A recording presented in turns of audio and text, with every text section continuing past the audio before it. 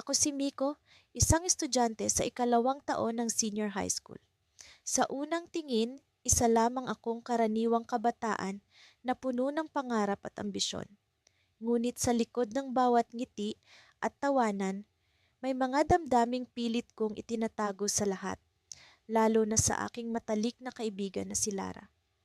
Si Lara ang tipo ng tao na palaging may kasamang saya. Hindi ko maipaliwanag kung paano siya nagagawa iyon, pero bawat oras na magkasama kami ay parang may sariling mundo kaming dalawa.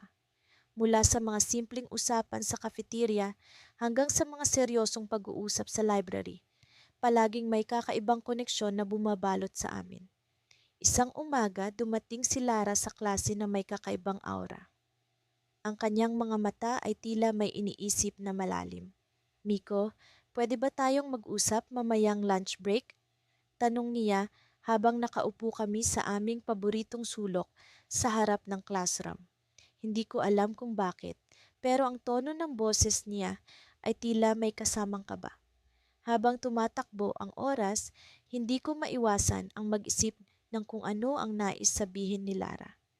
Hanggang sa dumating ang lunch break, sabay kaming naglakad papunta sa cafeteria. Ang kanyang mga hakbang ay mabagal, tila ba may bigat na dala ang bawat galaw. Pag-upo namin sa isang tahimik na sulok, bigla niyang sinabi, Miko, may nararamdaman akong kakaiba. Ang kanyang boses ay puno ng pag-aalinlangan at takot. Hindi ko maintindihan pero ang aking puso ay tumibok ng mas mabilis kaysa sa dati. Ano yon, Lara? Tanong ko, pilit na pinapakalma ang sarili. Sa tuwing magkasama tayo, parang may bumubulong sa akin na may higit pa sa pagkakaibigan ang nararamdaman ko para sa iyo. Sagot niya na may halong kaba at saya. Hindi ko alam kung paano ko tatanggapin ang mga salitang iyon, pero ang aking puso ay tila nag-uumapaw sa emosyon. Sa kabila ng saya na nararamdaman ko, may takot akong nararanasan. Paano kung hindi ko siya kayang mahalin? Paano kung masira ang aming pagkakaibigan dahil dito? Ngunit sa likod ng lahat ng tanong, isa lang ang malinaw. May damdamin na unti-unting umuusbong sa pagitan namin. Pero Miko, hindi ko alam kung paano ko ito haharapin. Dagdag ni Lara na halos nanginginig ang boses. Ayokong masira ang pagkakaibigan natin. Mahal kita, pero natatakot ako. Sa puntong iyon, hindi ko alam kung ano ang sasabihin. Ang damdamin ko para kay Lara ay tila isang bulkan na handang sumabog anumang oras. Ngunit sa likod ng lahat ng takot, alam kong kailangan kong maging matatag para sa kanya. Alam mo, Lara, kahit ano pa ang mangyari, nandito lang ako para sa iyo. Sagot ko, pilit na pinapakalma ang kanyang damdamin. Ngunit sa likod ng mga salitang iyon, may isang katanungan na bumabalot sa aking isipan. Ano nga ba ang mangyayari sa amin pagkatapos nito? Sa pag-uwi ko ng araw na iyon, naglalakad akong nag-iisa, pilit na iniintindi ang lahat ng nangyari. Habang naglalakad ako pa uwi, isang hindi inaasahang pangyayari ang bumungad sa akin. Sa isang sulok ng daan, nakita ko si Lara kasama ang isang lalaking hindi ko kilala. Ang kanilang mga mata ay tila may lihim na sinasabi. Sa puntong iyon, ang aking puso ay sinakluban ng kaba at misteryo. Sino ang lalaking iyon? Ano ang koneksyon nila ni Lara? Ang mga tanong na ito ay naging simula ng bagong yugto sa aming kwento. Pagkatapos ng masayang bakasyon, bumalik kami sa paaralan na tila ba walang nagbago. Muli kong nasaksihan ang abalang mga pasilyo, ang ingay ng mga estudyante at ang hindi mapigilang excitement sa hangin. Sa aming unang klase sa umaga, naglakad kami ni Mia papunta sa silid-aralan tulad ng dati. Kami ang palaging magkasama sa pag-aaral, sa pagkain, at kahit sa mga extracurricular activities. Sa bawat araw na lumilipas, mas lalo kong nararamdaman na espesyal ang aming pagkakaibigan. Ngunit sa kabila ng kasiyahan, may kung anong pag-alinlangan sa aking dibdib na hindi ko maipaliwanag. Si Mia ay palaging puno ng enerhiya, ang kanyang ngiti ay tila baliwanag sa maulap na araw. Palagi niyang ginagawang masaya ang mga tao sa paligid niya, lalo na ako. Minsan, nahuhuli ko ang sarili kong nakatitig sa kanya. Iniisip kung bakit parang iba ang dating ng kanyang ngiti sa akin ngayon. Alam kong hindi tama, ngunit hindi ko mapigilan. Sa gitna ng aming pag-uusap sa klase, biglang nagtanong si Mia, ano sa tingin mo ang mangyayari sa atin pagkatapos ng graduation? Napaisip ako sa tanong niyang iyon. Hindi ko pa talaga iniisip kung anong mangyayari pagkatapos ng high school. Mas pinili kong mag-focus muna sa kasalukuyan, ngunit may bahagi sa akin na natatakot kung sakaling magbago ang lahat.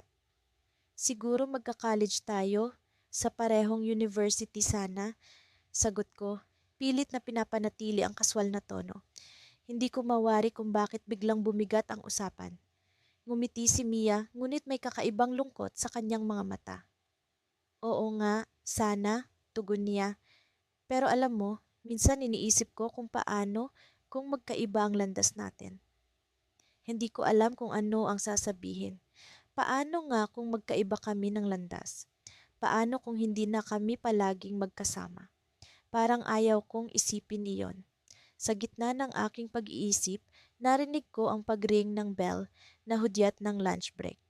Agad kaming tumungo sa kantina kung saan nakasanayan na naming kumain kasama ang aming mga kaibigan. Sa kabila ng ingay ng kantina, kami ni Mia ay tila ba nasa sarili naming mundo, nag-uusap tungkol sa mga plano namin sa darating na school festival. Magsasama tayo sa booth, di ba? Tanong ni Mia habang kinukuha ang kanyang pagkain. Oo naman, gaya ng dati, sagot ko. Palaging masaya ang festival kapag magkasama kami. Hindi ko maiwasang isipin na sana ay palaging ganito. Pagkatapos ng lunch break, nagpatuloy ang klase. Ngunit sa mga oras na iyon, parang may kung anong bumabagabag sa isipan ko.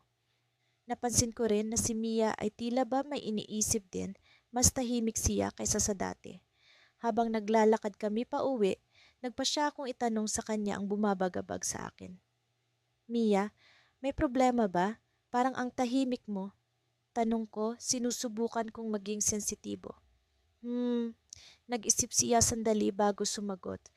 Wala naman, siguro, iniisip ko lang yung sinabi ko kanina. Yung tungkol sa landas natin? Tanong ko, sinubukang basahin ang kanyang muka. Pero hindi lang yon, sabi niya, tila ba nag-aalangan siya. Minsan iniisip ko, paano kung may mga bagay na magbago? Paano kung may mga bagay na hindi natin inaasahan? Ang kanyang mga salita ay parang may ibang kahulugan, ngunit hindi ko pa rin lubos na maunawaan. Anong ibig mong sabihin? Tanong ko, umaasang magbibigay siya ng linaw. Ngumiti si Mia, ngunit hindi ko mawari kung ano ang nasa likod ng kanyang mga mata. Wala lang, siguro nagiging sentimental lang ako, sagot niya. Hayaan mo na. Ngunit sa loob ko, alam kong may mas malalim na dahilan ang kanyang sinasabi. Habang papalapit kami sa aming mga bahay, hindi ko maiwasang isipin ang tungkol sa nararamdaman ko para sa kanya. Ang pagkakaibigan namin ay napakahalaga, ngunit hindi ko maipagkakaila na may kung anong namumuo sa aking puso. Kinagabihan, bago ako matulog, nagdesisyon akong tanungin si Mia kinabukasan. Kailangan kong malaman kung ano talaga ang nararamdaman niya. At kailangan ko ring aminin sa kanya ang nararamdaman ko. Ayokong magkaroon ng pagsisisi sa huli, ngunit kinabukasan, sa hindi inaasahang pangyayari, biglang lumipat ng paaralan si Mia. Walang pasabi, walang paalam. Iniwan niya ang isang liham sa aking locker na nagsasabing kailangan niya itong gawin para sa kanyang pamilya. Wala akong kaalam-alam sa mga nangyayari. Ang sakit ng biglaang paglisan niya ay tila ba isang sugat na hindi ko alam kung paano maghilom. Sa liham na iniwan niya, may isang pangungusap na tila ba nag-iwan ng misteryo. Minsan, ang mga pagbabago ay kailangan para sa mga bagay na mas malaki. Hindi ko alam kung ano ang ibig niyang sabihin, ngunit alam kong kailangan kong malaman. Hindi ko alam kung paano ko haharapin ang mga susunod na araw na wala siya.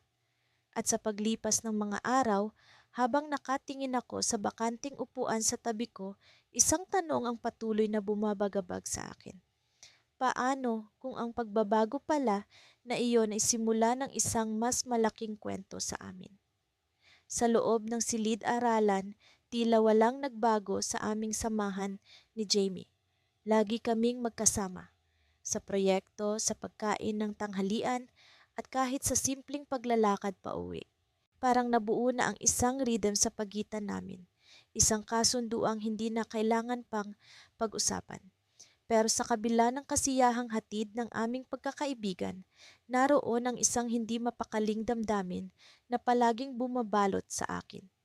Nagsimula ito noong isang beses na nag-aaral kami para sa nalalapit na pagsusulit.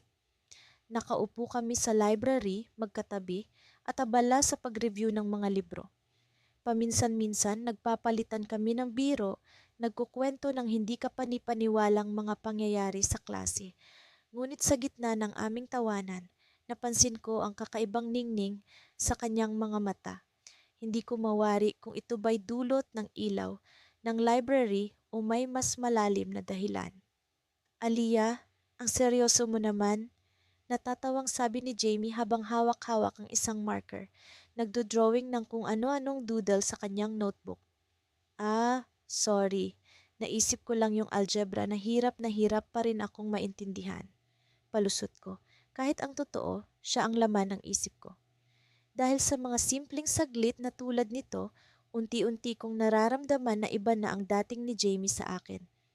Hindi ko alam kung paano o kailan ito nagsimula, pero ang simpleng pagkakaibigan ay tila may ibang kahulugan na para sa akin.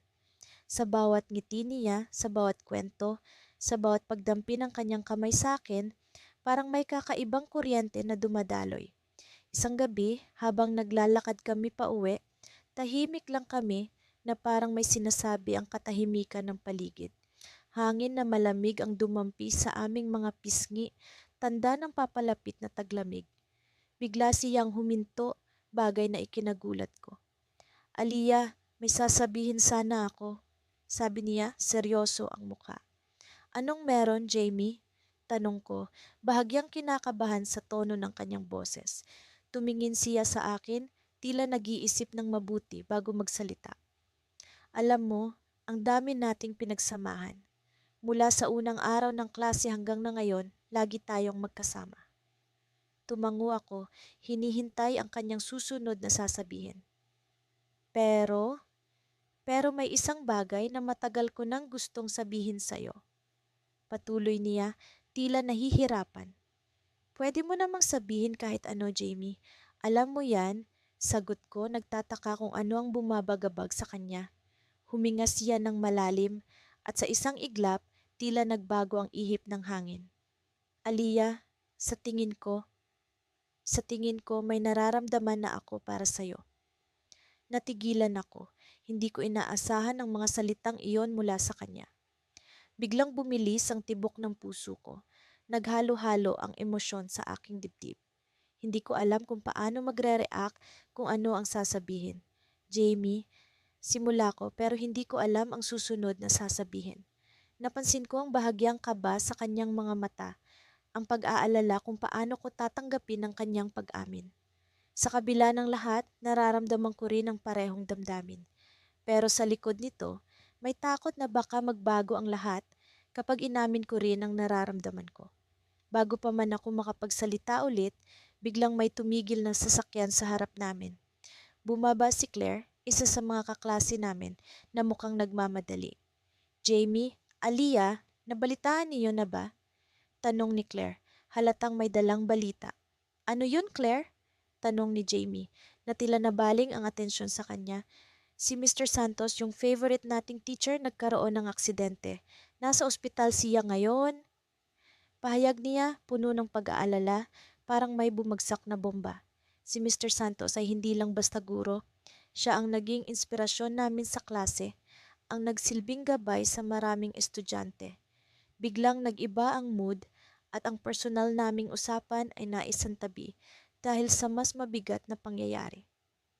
Jamie, kailangan natin siyang dalawin. Mabilis kong sabi, nag-aalala para sa aming guro. Oo, dapat lang, sagot niya. Mabilis kaming naglakad patungo sa ospital, iniwan ang personal na usapan para sa ibang pagkakataon. Ngunit sa bawat hakbang namin, hindi ko maiwasang isipin kung ano na nga ba ang kahihinatnan ng aming relasyon. Sa gitna ng pag-aalala para kay Mr. Santos, naroon ang hindi maipaliwanag na excitement at takot sa kung ano ang mangyayari kapag bumalik ang usapan namin ni Jamie. Sa gabing iyon, habang naglalakad kami sa madilim na kalsada, alam kong hindi lang ang pagkakaibigan namin ang nakataya, kundi pati ang posibilidad ng isang bagong simula. Ngunit sa ngayon, ang tanging nag-iisang bagay na mahalaga ay ang pag-asang sanay maging maayos ang kalagayan ni Mr. Santos. Ang tunay na damdamin namin ni Jamie ay mananatiling nakabitin sa ere, tulad ng mga tanong na naghihintay ng kasagutan. Sa paglipas ng mga araw, patuloy ang aming pagiging magkaibigan ni Elara. Parang musika ang bawat tawanan, amoy kape ang bawat usapan, at tila walang kapag-uran ng bawat pagsasama. Sa kabila ng mga alingasngas sa paligid, hindi ko maikakaila na may kakaibang saya at kilig tuwing kami magkasama. Ngunit sa kabila ng lahat, hindi ko pa rin magawang umamin sa tunay kong nararamdaman. Natatakot akong masira ang magandang takbo ng aming pagkakaibigan. Isang araw, habang kami ay naglalakad pa uwi mula sa klase, napansin kong medyo tahimik si Elara. May problema ba? Tanong ko sa kanya, pilit na pinapalitan ng nangiti ang tila pag-aalala sa kanyang mukha. Wala naman, sagot niya, bagamat may bahid ng lungkot sa kanyang mga mata. Minsan lang, naiisip ko kung saan ba tayo patungo. I mean, tayong dalawa. Bigla kong naramdaman ang kabog sa aking dibdib. Ito na ba ang hinihintay kong pagkakataon? Ngunit sa kabila ng adrenaline na bumabalot sa akin, pinili kong manatiling kalmado. Anong ibig mong sabihin? Tanong ko, kahit alam ko na ang ibig niyang tukuyin. Alam mo, Tio. Nagsimula siyang magsalita, ngunit biglang nag-pause, tila nag-iisip kung itutuloy pa ba ang kanyang sasabihin. Minsan, naiisip ko kung may halaga ba ang mga nararamdaman ko. Napatingin ako sa kanya, sinusubukang basahin ang kanyang isipan. Ano ang nararamdaman mo?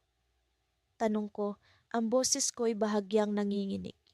Ngunit bago pa siya makasagot, nakita namin sina Max at Lily na naglalakad papunta sa aming direksyon. Sila ang dalawang kaibigan naming laging masaya at walang kapag-uran sa pakikipagkwentuhan. Hey, Theo, Elara, sigaw ni Max puno ng enerhiya. Nasa inuman tayo mamaya, sali kayo. Napalingon si Elara sa akin, tila humihingi ng sagot. Sige, sali kami, sagot ko, kahit gusto ko sanang masolo ang usapan namin ni Elara sa gabing iyon.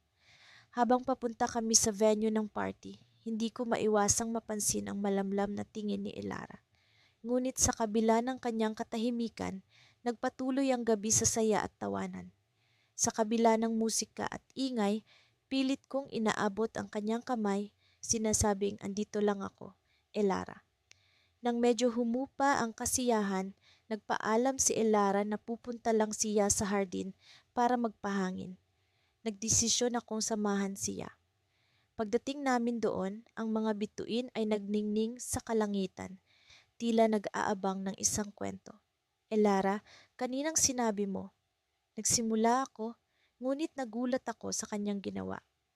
Bigla niyang hinawakan ang aking kamay at ang kanyang mga mata ay tila puno ng damdamin na matagal nang kinikimkim. Theo, hindi ko alam kung paano ko sasabihin ito, pero mahal kita. Sa sandaling iyon, tila tumigil ang mundo.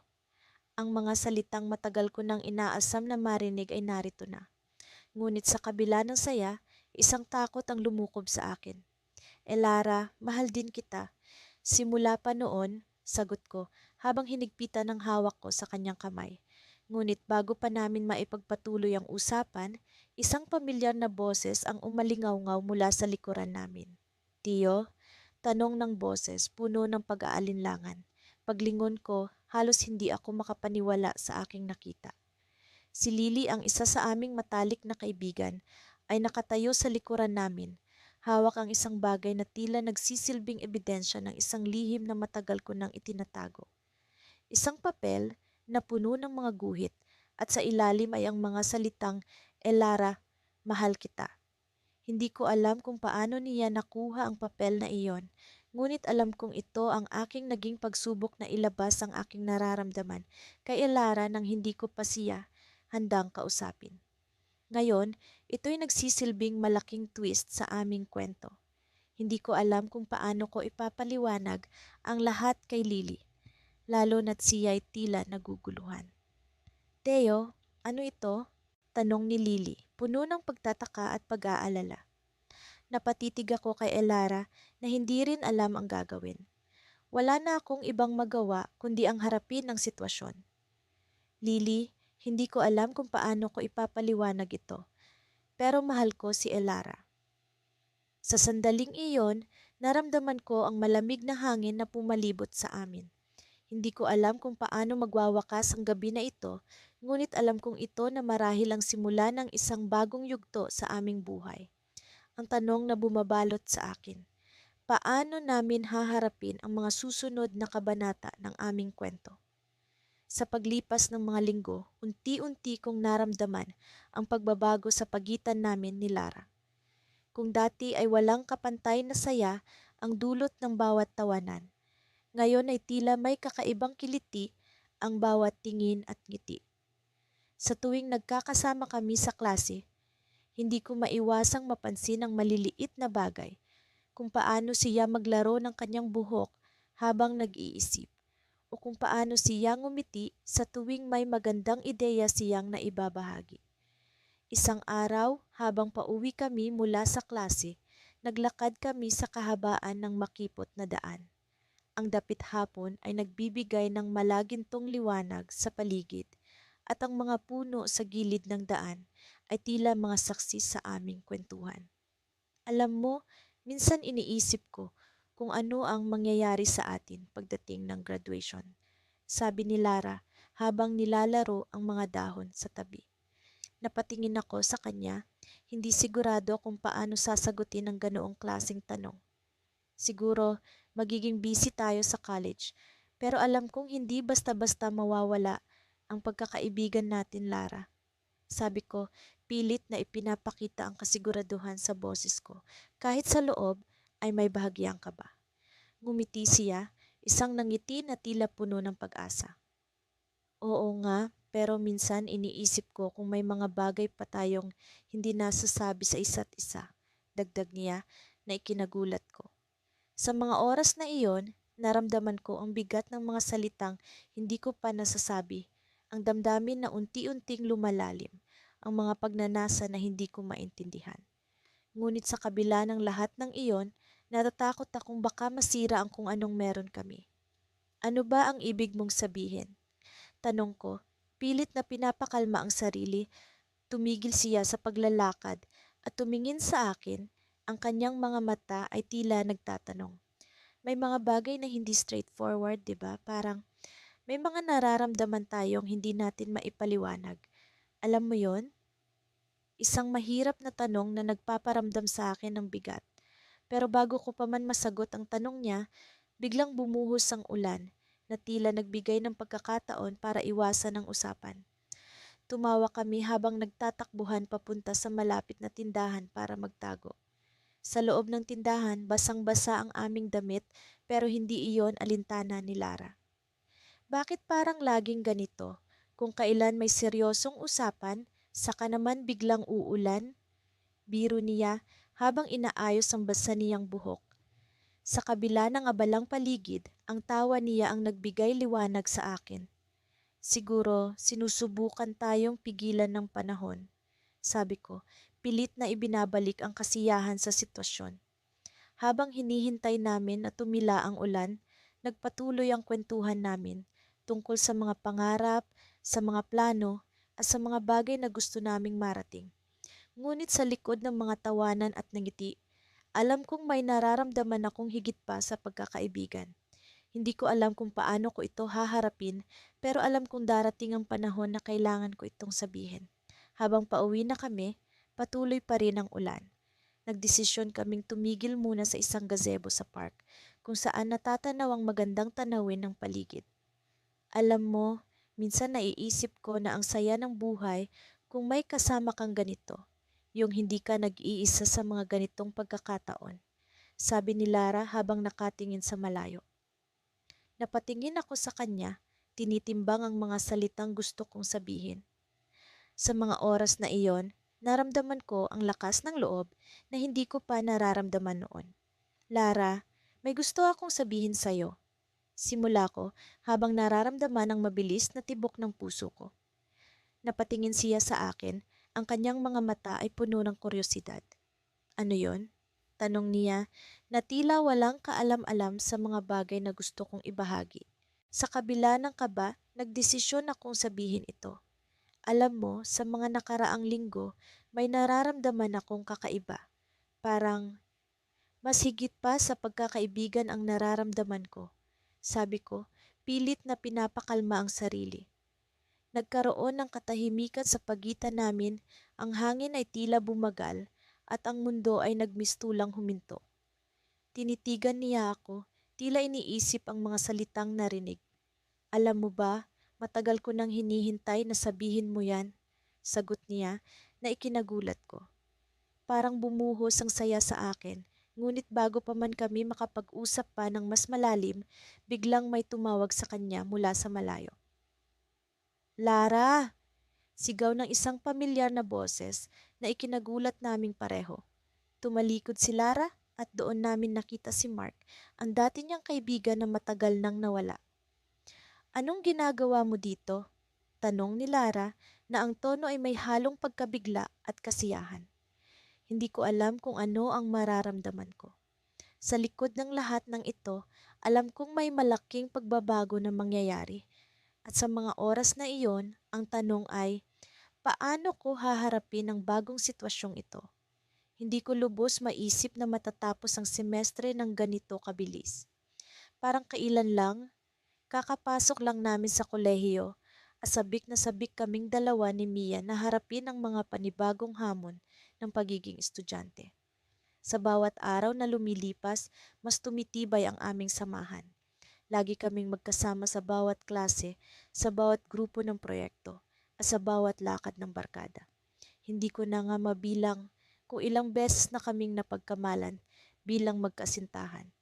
Ngumingiti na lamang kami tuwing may nagtatanong, ngunit sa loob-loob ko, tila may kilabot na akong nararamdaman. Isang araw, habang naglalakad kami papunta sa susunod na klase, biglang huminto si Mia at humarap sa akin. Paul, pwede ba tayong mag-usap mamaya? May gusto kasi akong sabihin sa'yo. Ani Mia, may halong kaba sa kanyang tinig. Nagulat ako sa kanyang sinambit, ngunit ngumiti ako at sumagot. Oo naman Mia, ano bang meron? Hindi na siya muling nagsalita tungkol dito hanggang sa matapos ang klase namin ng hapon. Habang naglalakad kami, papunta sa paborito naming kainan sa labas ng campus, ramdam ko ang pagkabagabag ni Mia. Sa kabila nito, pilit kong pinanatiling masaya ang aming kwentuhan. Grabe, no? Ang dami nating natutunan sa klase kanina, sabi ko. Tumango si Mia, ngunit halata ang kawalan ng gana sa kanyang mga mata. Pagdating namin sa kainan, agad kaming naupo sa paborito naming puwesto sa sulok. Tahimik kaming umorder ng pagkain at habang hinihintay, hindi ko na napigilan ang sarili kong tanungin siya. Mia, ano ba yung gusto mong sabihin kanina? Tanong ko, pilit na sinusubukang gawing komportable ang sitwasyon. Huminga ng malalim si Mia bago nagsalita. Paul, matagal ko nang iniisip ito. Alam kong magkaibigan tayo at ayaw kong sirain yon, pero hindi ko na kaya pang itago. Panimula niya habang tila nag-aalinlangan sa mga susunod na sasabihin. Biglang bumilis ang tibok ng puso ko. Sa sandaling iyon, ramdam ko ang bigat ng bawat salita ni Mia. Matagal na kitang gusto, Paul. Hindi ko na alam kung paano ko pa ito ikikimkim. Alam ko na baka hindi ito ang inaasahan mo, pero gusto ko lang maging totoo sa nararamdaman ko. Diretsyong sabi ni Mia habang nakatingin ng diretso sa akin. Napaawang ang bibig ko sa gulat. Hindi ko inaasahan ang mga sinabi ni Mia. Sa loob-loob ko, matagal ko na ring nararamdaman ang kakaibang koneksyon namin. Ngunit hindi ko inakalang pareho pala kami ng nararamdaman. Ngayon, heto kami sa isang sitwasyon na kailangang harapin. Mia, hindi ko alam. Ang totoo niyan, matagal ko na ring iniisip kung ano ba talaga tayo. Pero natatakot akong baka masira ang pagkakaibigan natin, sagot ko, habang pilit na inaayos ang pagkalito sa aking isipan. Ngumiti si Mia, ngunit may bakas ng lungkot sa kanyang mga mata. Alam kong mahirap ito, Paul, pero gusto kong malaman mo na kahit ano pa ang mangyari, importante ka sa akin. Hindi ko kayang mawala ka sa buhay ko, sabi niya habang hinahawakan ang kamay ko. Sa sandaling iyon, naramdaman ko ang init ng kanyang paghawak. Hindi ko mapigilan ang sarili kong ngumiti, ramdam ang bigat at saya ng aming pag-uusap. Ngunit sa kabila ng lahat, isang tanong ang gumugulo sa isip ko. Paano kung hindi ito ang tamang desisyon? Paano kung masira ang magandang samahan namin dahil sa nararamdaman naming ito? Habang patuloy kaming nag-uusap, bumabalik ang mga alaala ng aming pinagsamahan, ang tawanan, ang iyakan, ang mga simpleng sandali na nagpatibay sa aming pagkakaibigan. Hindi ko maiwasang isipin ang mga posibilidad na dala ng pagbabago sa aming relasyon. May bahagi ng puso ko ang nagsasabing baka ito na ang simula ng isang magandang kabanata, ngunit may bahagi ring takot na baka ito ang simula ng dulo. Bago pa man ako makapagsalita, biglang dumating ang isang mensahe sa aking telepono. Paul, kailangan nakita sa library. May emergency sa group project natin.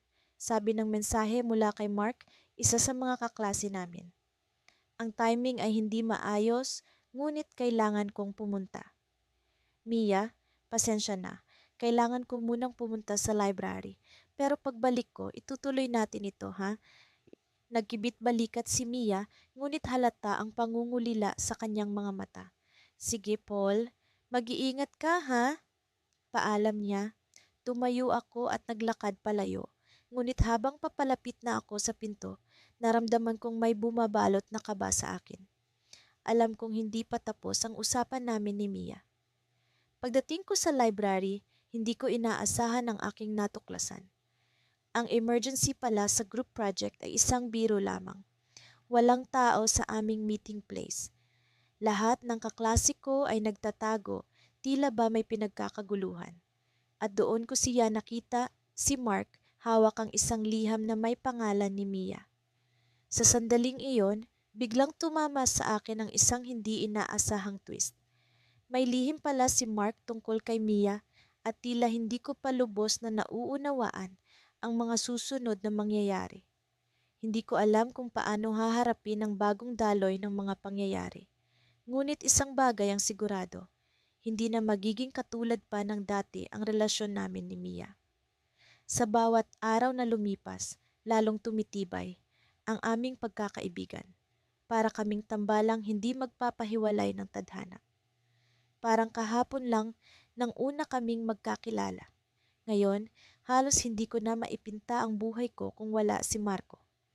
Siya ang aking kakampi sa lahat ng bagay, sa mga proyekto, takdang aralin, at maging sa mga hindi inaasahang pagsubok sa eskwelahan. Ngunit sa kabila ng lahat ng ito, may isang bagay na patuloy na bumabagabag sa akin. Ang nararamdaman ko para sa kanya. Hindi ko alam kung kailan nagsimula, pero sa tuwing magkasama kami, iba ang kabog ng aking dibdib.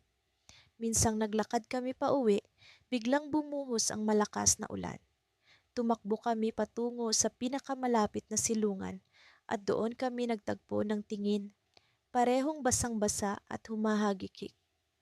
Nasaksihan ko ang mga patak ng ulan na dumadaloy sa kanyang mukha at doon ko naramdaman ang kakaibang damdamin na matagal ko nang pilit iniiwasan. Pilit kong iniingatan ang aming pagkakaibigan. Ayokong may magbago. Ngunit hindi ko rin maiwasang itanong sa sarili ko kung ano nga ba ang nararamdaman ni Marco. May mga pagkakataong nahuhuli ko siyang nakatingin sa akin at sa mga tingin niyang iyon ay parang may sinasabi siyang hindi ko pa lubusang maunawaan. Isang araw sa klase, nagkaroon kami ng group activity. Natural, magkasama kami ni Marco sa isang grupo. Habang abala ang lahat sa kani-kanilang gawain, napansin kong tahimik si Marco. Kakaiba iyon para sa isang taong palaging puno ng sigla. Marco, okay ka lang ba? Tanong ko, inaasahang maririnig ko ang kanyang karaniwang masayang sagot. Ngunit sa halip, wala siyang imik. Tumingin siya sa akin at sa mga mata niya ay may kung anong lungkot na hindi ko maipaliwanag. May kailangan akong sabihin sa'yo. Mahinahong sagot niya habang nakatingin sa labas ng bintana, tila nag-iisip ng malalim. Naramdaman ko ang kaba sa aking dibdib. Ano kaya ang sasabihin niya? May nagawa ba akong hindi niya nagustuhan? O may problema ba siya na hindi ko alam?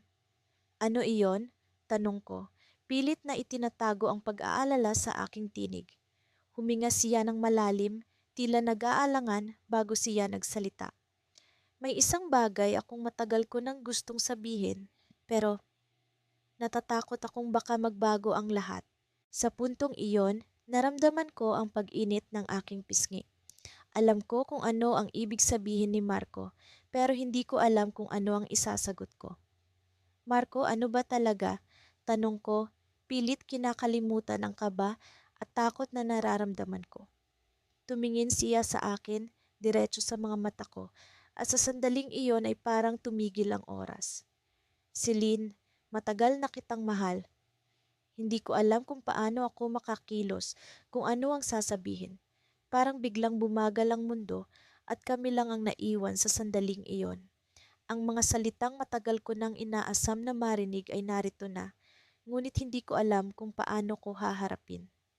Sa kabila ng lahat ng ito, may isang bahagi ng isip ko na natatakot. Paano kung hindi ito magtagumpay? Paano kung ang pag-ibig namin ay magdulot ng lamat sa aming pagkakaibigan? Ngunit sa kabila ng takot at pag-aalinlangan, may isang bagay na malinaw. Mahal ko rin si Marco. Ngunit bago pa man ako makasagot, bigla kaming tinawag ng aming guro. Kailangan na naming ipasa ang aming gawain at nagmadali kami ni Marco na makumpleto ito. Sa lahat ng kaguluhan, hindi kami nagkaroon ng pagkakataong ituloy ang aming pag-uusap. Ngunit sa kanyang mga mata, alam kong may pag-asa. Habang naglalakad kami pa uwi pagkatapos ng klase, pareho kaming tahimik. Alam kong may kailangan akong sabihin, ngunit hindi ko alam kung paano sisimulan. Sa bawat hakbang namin, naramdaman ko ang paglapit ng sandali na kailangang magpakatotoo ako sa aking nararamdaman. At sa dulo ng araw habang kami naghiwalay, nag-iwan siya ng isang tanong na hindi ko inaasahang maririnig. Celine, pwede bang mag-usap tayo bukas? Tumango ako, alam na may mahalagang pag-uusap na magaganap. Ngunit sa kabila ng lahat ng ito, isang bagay ang hindi ko inaasahan. Ang taong palaging nagmamasid sa amin mula pa noon, si Jess, ang aming kaklase na palaging tahimik sa isang sulok. Nakita ko siya na tila may ngiti sa kanyang labi at sa kanyang mata ay may kung anong sikreto na hindi ko pa lubusang nauunawaan. Ano kaya ang alam ni Jess na hindi pa namin natutuklasan? Ito ba'y may kinalaman sa amin ni Marco? Sa kabila ng kasiyahan, naramdaman ko ang kakaibang kaba na hindi ko maipaliwanag. Sa kinabukasan, alam kong hindi lang ang aming pag-uusap ni Marco ang dapat kong isipin, kundi ang misteryosong nangiti ni Jess na tila may daladalang lihim na kailangan kong tuklasin. Pagkatapos ng mahabang araw sa klase, napagpasyahan naming magkaibigan na magpalipas ng oras sa paborito naming tambayan sa likod ng lumang aklatan. Isa itong maliit na hardin na tila ba nakatago sa mata ng ibang estudyante. Dito kami madalas nagkukwentuhan, nag-aaral, at minsan nagtatambay lang para makalimot sa mga problema sa eskwela. Sa araw na iyon, ibang klaseng kaba ang nararamdaman ko. Parang may kung anong kulang sa pagitan namin ni Jake. Simula pa noong mangyari ang insidente sa field trip noong nakaraang linggo, nagbago ang ihip ng hangin. Naaalala ko pa kung paanong halos hindi kami maghiwalay sa buong biyahe. Kung paanong ang tawanan namin ay naging mas malalim na usapan, mas meaningful. May kung anong umusbong sa puso ko, hindi ko lang sigurado kung paano ito haharapin. Nang magtagpo ang aming mga mata, tila ba may kasamang pag-unawa sa kanyang tingin. Alam mo, parang ang bilis ng mga pangyayari, sabi ni Jake habang sinisilip ang paborito naming libro na madalas naming binabasa sa hardin. Parang kailan lang ni hindi ko maisip na makakahanap ako ng isang kaibigan na katulad mo. Ngumiti ako, pilit na pinipigil ang pagbilis ng tibok ng puso ko. Oo nga, Jake. Parang ang dami na nating napagdaanan. Buti na lang nandyan ka palagi. Habang nag-uusap kami, naramdaman ko ang paglapit niya. Unti-unti, ang distansya sa pagitan namin ay nabawasan. Naguguluhan ako sa nararamdaman ko. Alam kong hindi ko dapat bigyan ng ibang kahulugan ang mga kilos niya, pero hindi ko rin mapigilan ang kilig tuwing magkasama kami. May tanong ako sa'yo, sabi ni Jake, bumasag sa katahimikan ng paligid.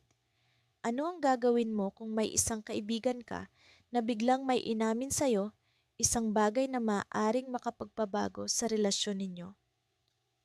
Napatingin ako sa kanya, nagtataka sa bigat ng tanong.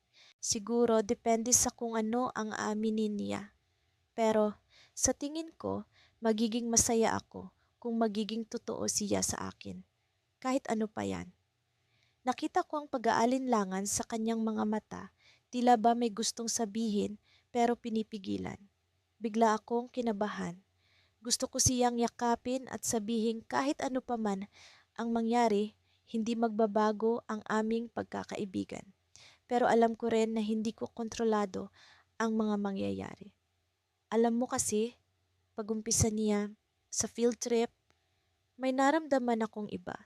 Hindi ko alam kung paano ko sasabihin pero parang nag-iba ang tingin ko sa'yo. Hindi ko alam kung mababago nito ang lahat pero naputol siya sa pagsasalita nang biglang may pumasok sa hardin. Si Mia, ang kaklase namin na matagal nang nagpaparamdam kay Jake. Nagulat ako sa pagkakatingin ni Jake kay Mia, tila ba may kung anong hindi ko alam. Jake, nandito ka pala, masiglang bati ni Mia. May sasabihin sana ako sa'yo, pero mukhang nag-uusap kayo. Hindi ko alam, pero biglang bumigat ang pakiramdam ko. Ang mga mata ni Jake ay parang nag-isip ng malalim. Alam kong hindi ko dapat maramdaman ng selos, pero hindi ko rin mapigilan. Mia? Oo, nag-uusap kami pero ano yon? Tanong ni Jake, halatang naguguluhan. Habang nag-uusap sila, ramdam ko ang paglayo ng koneksyon namin ni Jake. Para bang may pader na unti-unting bumubuo sa pagitan namin. Nakatingin ako sa kanila, sinusubukang intindihin ang nangyayari. Jake, gusto ko sanang sabihin na matagal na kitang gusto. Alam kong magkaibigan kayo ni pangalan, pero hindi ko na kayang itago. Gusto kong malaman mo na mahal kita, diretsyong sabi ni Mia, walang pag-aalinlangan. Halos bumagsak ang puso ko sa narinig. Hindi ko alam kung paano ko haharapin ang sitwasyon na ito. Sa loob-loob ko, umaasa akong sasabihin ni Jake na wala siyang nararamdaman kay Mia, pero ang katahimikan niya ay tila ba nagbibigay ng ibang mensahe. Tinignan ako ni Jake, ang mga mata niya ay puno ng emosyon na hindi ko maipaliwanag. Mia, salamat sa pag-amin mo, pero bago pa man matapos ni Jake ang sasabihin, naputol siya ng tunog ng bell mula sa eskwela, hudyat ng pagtatapos ng oras ng klase. Tumingin kami sa isa't isa, hindi alam kung paano tatapusin ang usapan. Siguro, kailangan na nating bumalik, sabi ni Jake, pilit nang ngumiti. Habang pabalik kami sa klase, isang tanong ang bumabagabag sa akin. Ano nga ba ang nararamdaman ni Jake? At paano kung may iba pa siyang nararamdaman na hindi niya sinasabi? Ang mga tanong na ito ang nagbigay ng twist sa araw na iyon at hindi ko alam kung paano ko haharapin ang mga susunod na mangyayari.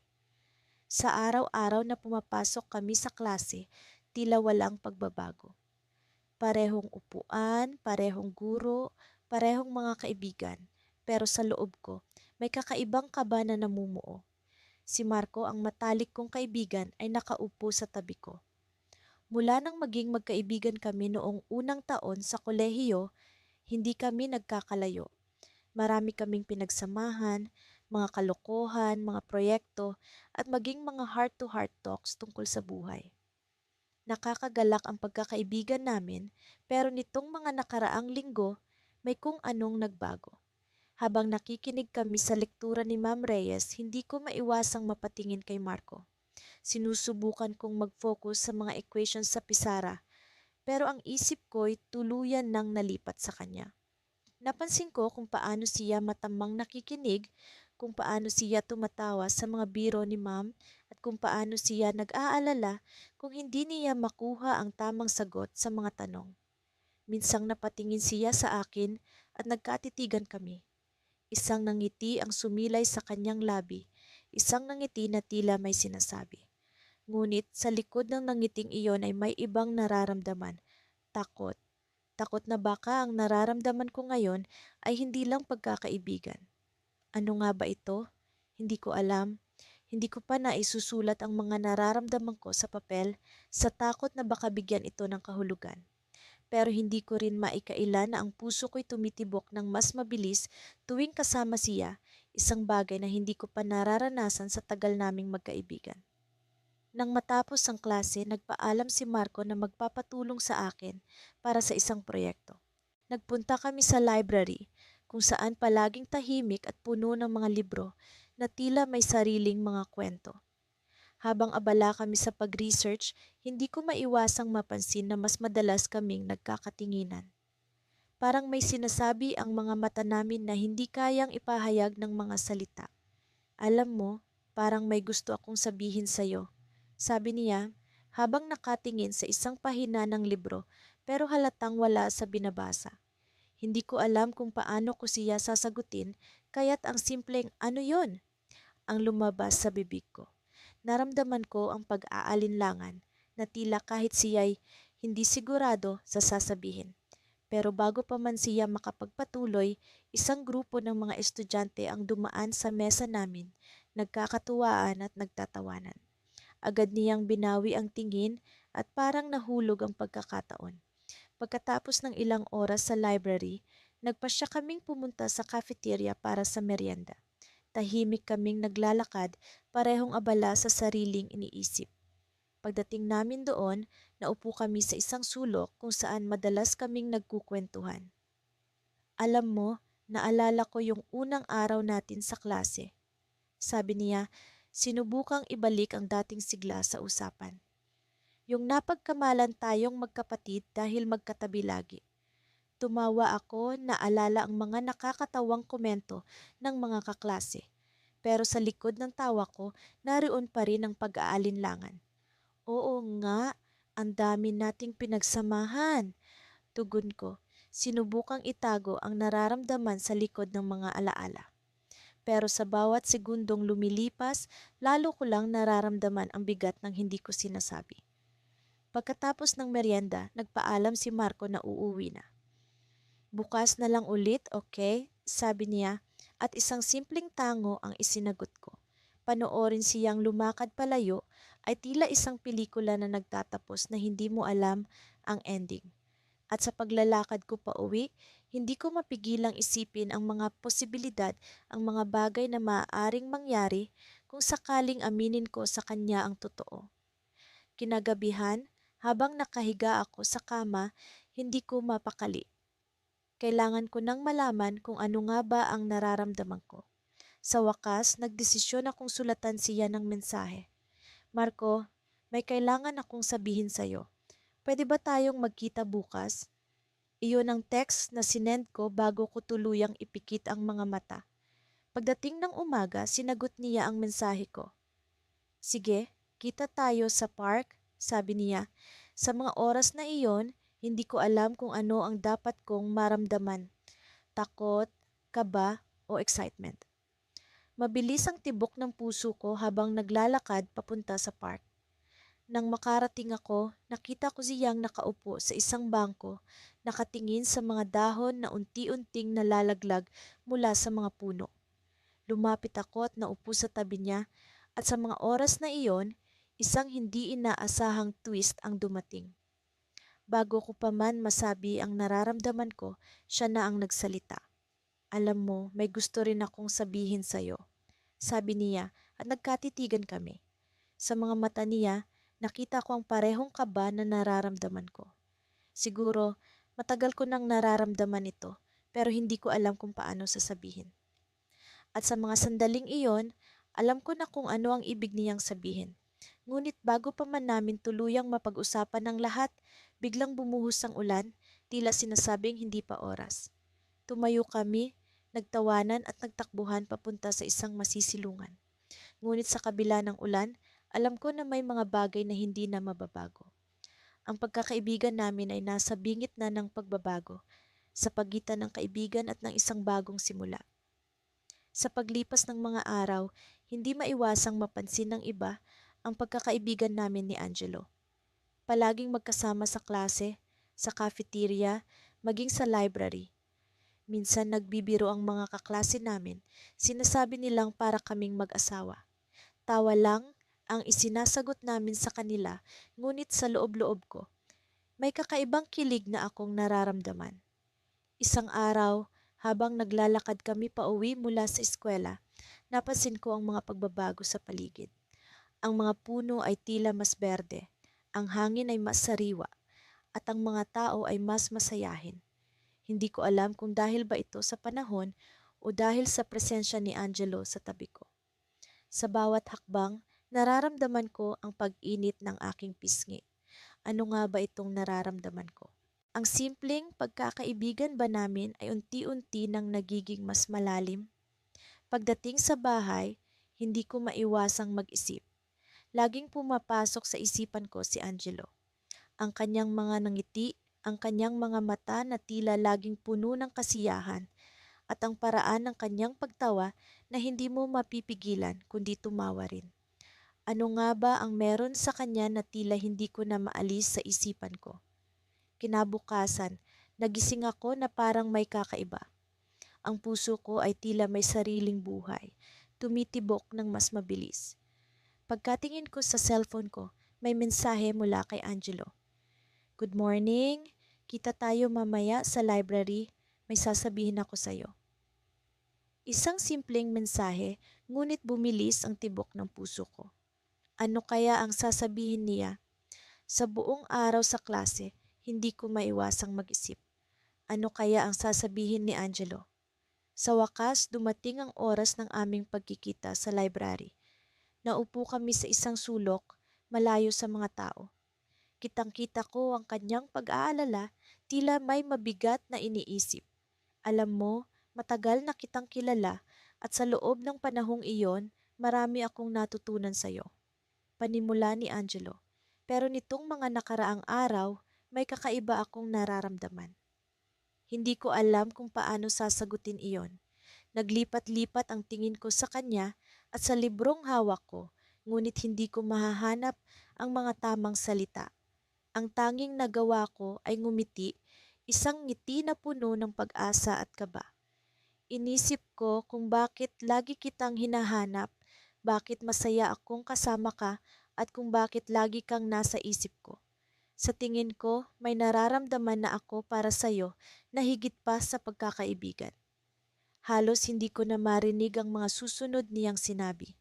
Parang biglang tumigil ang oras at ang tanging naririnig ko ay ang mas mabilis na tibok ng puso ko. Mahal na yata kita, ang mga salitang binitawan ni Angelo na hindi ko inaasahang maririnig. Sa kabila ng kaba, ngumiti ako at sinagot siya. Angelo, hindi lang ikaw ang may nararamdaman na ganito. Sa totoo lang, matagal ko nang nararamdaman ito. pero natatakot akong baka mawala ang pagkakaibigan natin. Ngunit bago pa man ako makapagsalita ulit, biglang dumating si Clara, ang kaklase namin na matagal ko nang napapansin na may gusto rin kay Angelo. Uy, Angelo, buti nandito ka. May kailangan akong sabihin sa'yo. Biglang bumaliktad ang mundo ko. Ano itong nararamdaman ko? Bakit parang biglang may humarang sa pagitan namin ni Angelo? Habang nakatingin ako kay Clara, hindi ko maiwasang magtanong sa sarili ko, ano kaya ang sasabihin niya? Sa dami ng tao sa paligid, ang tanging nararamdaman ko ay ang malamig na hangin na tila pumapasok sa puso ko. Habang nag-uusap sina Angelo at Clara, nakaramdam ako ng takot at pag-aalinlangan. Hindi ko alam kung paano ito haharapin, pero alam ko na hindi ko dapat sayangin ang pagkakataong ito. Sa kabila ng sitwasyon, kailangan kong ipaglaban ang nararamdaman ko. Sa dulo ng araw, iniwan ko silang nag-uusap. Lumabas ako ng library na puno ng tanong at pag-aalala. Ano nga ba ang mangyayari sa amin ni Angelo? Sa kabila ng lahat, may pag-asa pa rin ba para sa aming dalawa? Ang pag-amin ni Angelo ay isang bagong simula, ngunit ang pagdating ni Clara ay tila isang balakid na kailangan kong paghandaan. Sa gitna ng pagkalito, alam kong hindi pa ito ang katapusan ng aming kwento. Hindi ko alam kung ano ang mangyayari bukas, ngunit sa pagkakataong ito, alam kong kailangan kong ipaglaban ang nararamdaman ko. Sa gitna ng uncertainty, isang bagay ang sigurado. Hindi pa tapos ang laban para sa aming dalawa.